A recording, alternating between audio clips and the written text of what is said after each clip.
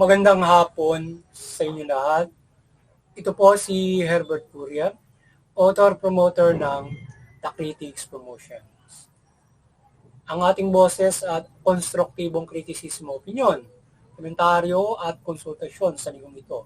Kakibat ang ating pananalig sa ating banal na Panginoon Diyos, banal na Panginoon sa Kristo at gabayan ng kaliwanagan ni Bantal Santa Maria, ay mula sa isyong ating nakalap, ay hindi sa issue ng DOJ, works with civil society group for joint human rights undertaking. Ayan. We support DOJ and other government offices on joining with civil society groups on human rights undertaking. Ayan. May tingin natin sinusuportahan itong isyong ito ng pagkakaisa o pakikiisa ng DOJ with civil society groups at other government offices kagaya ng CHR, PNP, maging yung ating military, ay kaisa dito sa programang inilulunsad ng ating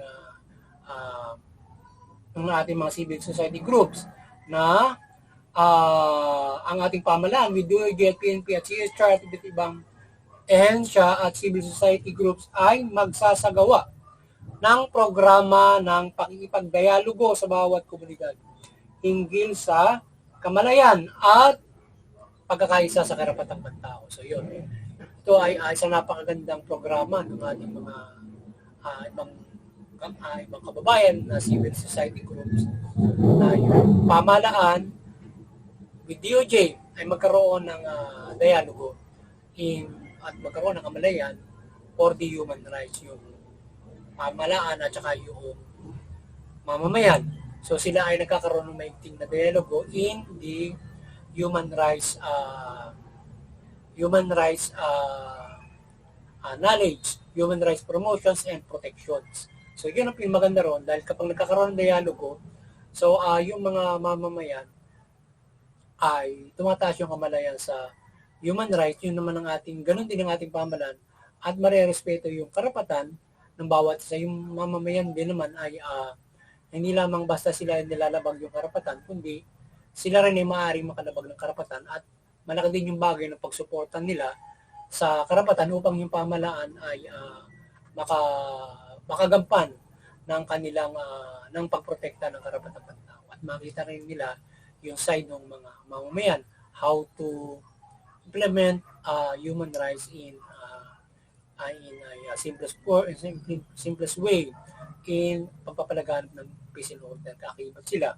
So kaya mahalaga yung dialogo, pamahalaan at mamaya kakibat yung DOJ para yung ang pagsasagawa ng yung pagprotekta ng human rights ay syempre yung legality ay mas napag-iibayo na with DOJ na kung paano yung implementations of human rights from the government at yung maging ang ating sambayan ng Pilipino, yung mga mamamayan. So ang DOJ ay kanilang hinikayat na makiisa upang maka-ensure sa mga legal at iba't ibang usapin na naaayon sa batas ang dialogo at pagkakaisa hinggil sa human rights. Ang pagbuo nito ay may institutionalize ang human rights based investigations, etc. So yun. So yung from the human rights policing, human rights investigation, so yun. Kasali na rin yun na may institutionalize. Ibig sabihin ay kung lahat ng mga nasa enforcement ay talagang sila ay kumikilala sa karapatan in implementing the law or pagpapalaganap ng peace and order. So nakikita na nagkakaroon na mga matyaga ng bawat isa yung galaw na sa pagpapaira ng karapatan in implementing peace and order o carrying the law. So, ang The Critics Promotions at People's Anti-Crime Promotion, yung ating anti-criminality promotions, ay mali sumusuporta sa mabuting pamamahala, batas ng justisya at karapatan ng tao. At sa issue ito ng pag-iisa ng DOJ at iba't ibang government agency and offices with civil society groups ay ating maitim na sinusuportahan ng nakbangin na ito upang ang pamahalaan pamahalaanan ang sambayanan Pilipino ay nagkakaisa sa pagpapairal ng karapatang pantao. Particular sa peace and order issues and implementations yan. Sinusuportahan natin yan. Anti-critics promotion yung ating people's anti-crime promotion. So may tingnan sinusuportahan itong dialogo, itong programang ito na magkaroon ng dialogo yung civil society and our government office. Doon sa ating human rights promotions, tayo ay naglulunsad din ng pagsuporta sa Commission on Human Rights at yung mga symposium para magkaroon ng kamalayan yung mga tao in human rights. Even though we support also yung sa BRAC, yun ay parang yun ay representante ng mga Commission on Human Rights sa bawat mga barangay para mabantayan yung karapatan ng tao doon at mag-isilang tulay o sila yung magre-report doon sa malalapitan para ma-assistihan o mag-a-assist sila sa mga human rights victims para sa pagreklamo sa Commission on Human Rights. In other else, they are the one also help to organize and helping sa barangay para magkaroon ng kamalayan sa promotion ng human rights. So sila ay maglulunsad ng mga symposia training doon sa mga barangay. So yung ating human rights promotion pangkalahatan na sa atin naman na suporta na paglulunsad niyan ay human rights education and symposium para sa lahat. So naglunsad tayo niyan. So yan, kasama yan sa iba't ibang mga programa din natin na kagaya din ng civil society, tayo ay nais na yung mamamayan ay ma-educate ng karapatang pantao with the Commission on Human Rights at patuloy nating mamagabayan ng karapatang pantao yung ating pamahalaan at lokal ng pamahalaan. So yun sa lokal, yung kada election nagbabago, so kung naiba lahat, so maaaring tayo makatulong uli na mabigyan sila ng mga training. And then syempre yun ang mga kapulisan ay syempre hindi basta nagbabago yan, so kaya sa bawat karampatang panahon, maaaring tayo makapaglunsad ulit ng ganung kagaya ng ginawa natin na training ng human rights education ng ating kapulisan. Kasi yung ating sa kapulisan na yan, yung ating human rights promotions na ating sinagawang seminar sa police, mandated kasi yun ay mandated na dapat na ang mga police ay mayroong human rights training, human rights seminar na sila na nagpapailalim doon. So dati pa yung kay Pangulong Era Estrada na kapag sagawa siya ng EO niya. So sinuportahan natin yung EO na yon at nag-request tayo sa CHR para mag-train sa ating mga kapulisan para sila ay maging mula doon sa karapatang pantao. So yung kanilang implementation of the law, so nare-respeto nila yung karapatan. So ganun, from investigating, arresting, and jailing. So lahat yun sakop na yung ganun. Yun yung EO, nakalagay sa EO. At syempre, pangkalahat ng karapatang pantao para mulat yung kapulisan hinggil dyan. So hindi sila sasamlay kapag sila ay humuli. At lalo na ngayon may human rights-based policing, lalo nang yung both sides dapat na nabibigyan diyan ng educations paano gagawin yung mga implementation. Kaya dapat gaya ng halimbawa, ma-check mo kung ang tao ay marunong sa karapatan, ma-check mo yung arrest with warrant, arrest without warrant, mayroong ganon. Hindi po pwede yun, hindi po pwede yung ganito, di ba, mga ganon. Yun ay lumalabag sa karapatan kapag in-arresto ka na walang warrant, sinarge sa walang warrant ang bahay mo, pwede ka pumunta ng Commission on Human Rights para yung reklamo mo or sa higher police organization para may reklamo mo yung ganong ginagawa. Halimbawa ng isang police, grupo, team, ganon, na gumawa kagaya ng mga nakaraan. So, yun yung mahalaga yung mga tao mula dyan with mayroong mga ganyang klase sa civil society na nag-i-initiate, kagaya ng pinag-i-initiate natin doon sa ating human rights promotions. Yan. So, yung mga ganyan na sila ay nakakalapit, kagaya na sa DOJ at nakikisa, napakagandang bagay na yung mga bagay na yan. Sa ating munting kakainan ay doon sa ating sa probinsya, dito sa probinsya namin, at maaaring sa karating po pa na maaaring magawa natin kung tayo ay magkakaroon ng iba't iba pang kakayanan para magawa natin dito. So, tayo kasi ngayon ay nakakonsentrate doon dito sa internet, sa pagkasabot sa internet at human rights promotion education dito sa internet through our websites and blogs na ginagawa natin sa internet in promoting and protection of the human rights. Yan. At ating yun. So para sa pangkalahatan. So malaga yung ugnayan na dialogo ng mamamayan at pamahalaan in empowering human rights upang hindi ito maabuso ng ating state forces or the government mula sa pangkalahatang protection and security in peace and order at pagsasagawa ng investigations. Arresting and jailing ay makakasiguro na patas at ang karapatang pantao ay umiiral. So we hope, suportahan ng taong bayan ng programang ito na inilunsad ng ibang civil society group, etc. etc. Yan. Suportahan ng taong bayan yung ganun, yung human rights para sila ay magkaroon ng kamalayan. Hindi dapat ay hindi po pwedeng itsapera ng mamamayan o ilang mamamayan yung karapatang pantao at mapapairan ng mapang-abuso ng mapangin. Hindi po pwede yan, labag sa batas yun eh.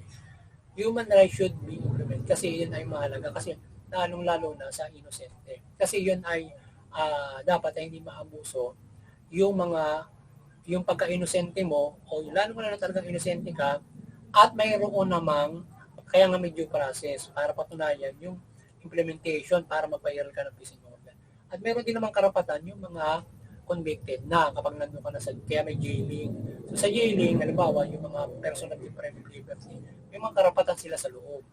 Iba ngayon yung karapatan na halimbawa isang tao, paano sa pangkalahatan nagpapairal ng peace and order yung police, may mga karapatan tayo, hindi tayo pwede pasukin yung basa ng police na gano'n. Kasi nagpapairal ng peace and order, gusto kong checkin yung bahay mo kasi ganito. Diba, nagpapairal kami ng peace and order, hindi pwede yun. Lalo na, halimbawa, ikaw ay meron silang pinaghihinalaan, ikaw ay suspect. So mayroong price for the halimbawa suspect. Suspect ka as in pinaghihinalaan ka. So ang engagement doon, mayroong warrant of arrest, search warrant, gano'n. Ngayon, kung ikaw naman ay act of crimes, mayroong karapatan din para kung paano ka dadamputin bilang sa act of crimes, di ba? Pabasahan ka ng Miranda law, right? You have the right to remain silent, hindi ka pwedeng ulihin ng mayroong abuse of authority, mga gano'n, may mga karapatan. So, yun yung dalawang proseso niya kung paano halimbawa particular ng isang tao ay isusuppress ng ating government in arresting ay without warrant and arresting without warrant yung act of crimes nga. Pag without warrant kasi, in-arrest ka without warrant, act of crimes yun. Ngayon, kung wala ka naman act of crimes, illegal yun. Ngayon, kung pinaghihinalaan ka lamang, dapat may search warrant, lalo sa loob ng bahay mo. Ganun yung proseso ng sa karapatang pantao. Kaya mahalaga na malaman natin yun para tayo ay hindi naabuso. Lalo yun, halimbawa, sa iba't ibang mga bagay para tayo, yung pamalan na check natin yung mga operatives for their false implementation of the law. Halimbawa, paano sila yung proseso na mag-i-investigate pa lang, paano ka ba mag-i-investigate? I-respeto mo yung karapatan ng isang tao, di ba? Ganun. Nag-i-investigate pa lang, ay dinulpin mo na yung tao, di ba? Ano yun naman yun? So, kailangan pag-investigate, hindi po pwedeng ganito, hindi po pwedeng ganyan pag mag-i-investiga ka, di ba? Hindi pwede pa nag-i-investiga ka, mag-illegal search ka. Hindi pwedeng mag-i-investiga ka ay parang tipong binubuntotan mo yung gumagawa ka ng kung anong pagbuntot sa isang tao, parang tipong ganun. Na lumalabag doon sa karapatan, parang yung privacy niya ay nalalabag mo na. Halimbawa, ikaw ay inimbestiga mo sa isang tao. Ay, may mga ganun-ganun. O halimbawa yung etc. na mga hakbangin ng ating police. At saka mayroong police procedures. Kaya kailangan hindi nila yun nalalabag. At meron tayong human rights-based policing. Dapat alam natin yun. At yun ay ini-implement ng ating police. with the PNP police procedure, yung human rights-based policing. So yun muli, sa ibang issue naman ay sinasaboses natin sa ating Pangulong Marcos, patuloy na pagpapairal ng karapatang pantao, peace and order at patas na pagpapairal ng hustisya upang walang maagrabyado at hindi lalong lumala ang krimen at mas malala pa ditong sitwasyon kung magiging marahas at hindi patas sa hustisya at karapatan ang pamahalaan niya. So, isa na sa boss na din natin sa ating Pangulong, pagkilingin niya lalo yung pagpapairal niya ng karapatang pantao na sa kanyang pamamahala na narespeto siya sa karapatan from the peace and order. Yan. At iba't ibang mga sakop ng mga karapatan na dapat niyang implement na balangkas ng karapatan niya. Pagpapairal halimbawa ng particular lamang itong sa peace and order na pagpapairal ng karapatan. But mayroon pang napakalawak ng karapatan. Meron tayong yan sa politics, economic, social, civil, yan, na mga karapatan na dapat na piniiting ng ating Pangulo. Sana yung ating Pangulo ay kanyang suportahan niya para yung kanyang pamamahala ay sumusunod sa karapatan ng pantao. Sinuportahan yung United Nations, yung human rights at pinapairal niya yung karapatan ng pantao dito. At nare-respeto ng pamahalaan mula doon sa enforcement at mga lahat na nakatalaga sa pamahalaan yung karapatan ng pantao. Pilitin ng ating pamahalaan na may iwasan na makaabuso at api ang ating pamahalaan, lalo na sa mahirap na estado sa bansa. Usually, naagrabyado sa human rights at batas ay yung mahirap, yung may kaya. So, hindi sila basta-basta nalalabagan yung karapatan at may mga abogado, kaya na nakasinggawa ng mga abogado para kung lumapag yung mga pulis, makakasuhan nila. Diba? Mga ganun. Yung mga maliliit, lalo na kayang i-threat ng pulis. So, yun, lalabag yung karapatan nila. Yun, lahat yung mabibigat. Diba? Hindi sila nababalikan kapag mahirap ka eh. So, ngayon, kahit mamayaman, kapag mataas din ang mga nasa posisyon ng agrabyado, walang samang gobernador at mga general, sa isang maaari ka maabuso, mayaman ka, di ba? Pero dahil nga sa, syempre, yung ibang malalawak din ang influence at kayang bumayad ng abogado, so mahirapan din yung iba. Kaya lang, but definitely, kapag ganun situation, naglalabanan yung matataas din. Naglalabagan sila roon ang kanilang mga karapatan. Kaya yun ang mabibigat doon. So naway gabayan ng kaliwanagan ng lahat mula sa pamahalaan na mapairan ang karapatan ng tao at mabuhay tayo ayon dito. At higit sa ay gabay ng Panginoon Diyos. So muli, ang kaliwanagan ng Banal na Santa Maria ay gumabay sa ating bansa mula pamahalaan ng mga Pilipino. Yung pamahalaan, mamahalaan mo, matuloy-tuloy yung karapatan ng tao. Iwasan yung korupsyon, pang-abuso, yan. Lalo yung bibigat. Yung mga mamayan, iwasin yung paglabag sa batas, paglaman sa pamahalaan, magkusuportan yung mabuting pamamahala, karapatang pantao, patas ng hustisya. So yung mga pamumuhay tayo ng mapayapa, makatarungan, patas, maunlad, mapayapa. At hindi makapanampalataya tayo ng sa Panginoon Diyos sa ating magandang lipunan at bansa. Muli, sana nakapagsabol sila naman ng Tactics Promotion ng konstruktibong kritisismo, opinion, komentaryo at konsultasyon sa libro. Magandang hapon sa inyo at ganda